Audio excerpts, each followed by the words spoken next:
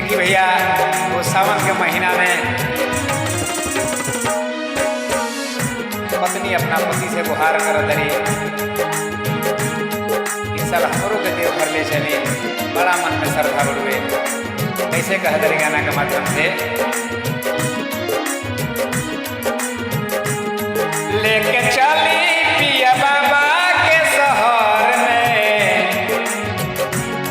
असो हमहू जल ढारब देव घर में मन के मिले ला सकून वह नगर में असो हमहू जल ढारब देव घर में।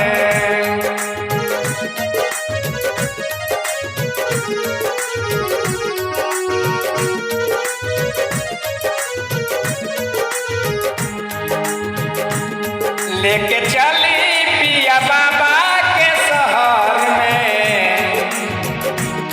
असो हमहू जल ढारब देव घर में मन के मिले ला सुकून वह नगर में असो हमहू जल ढारब देव घर में।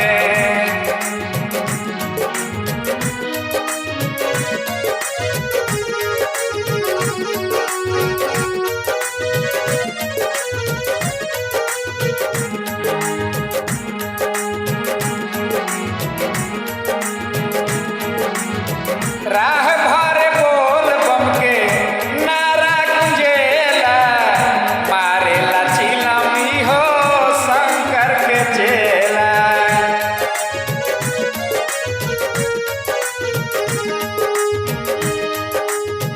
राह भर बोल बम के नारा गुंजेला मारेला चिलमी तो शंकर के चेला।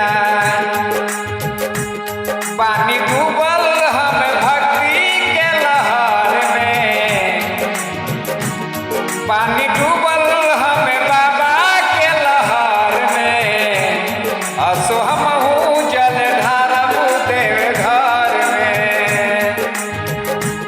मन के मिले ला सकून वह नगर में असो हमहू जल ढारब देव घर में।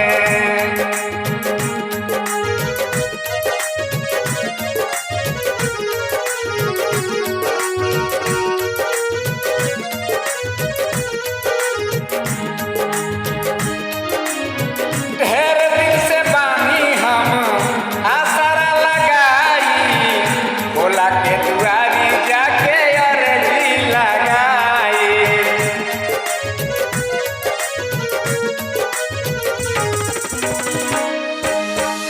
ढेर दिन से बानी हम आसरा लगाई भोला के दुआरी जाके अर्जी लगाई।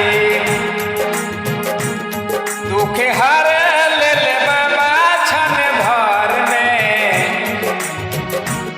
दुखे हर ले ले भोला छन भर में असो हमहू जल ढारब देव घर में मन के मिले ला सकून वह नगर में असो हमहू जल ढारब देव घर में।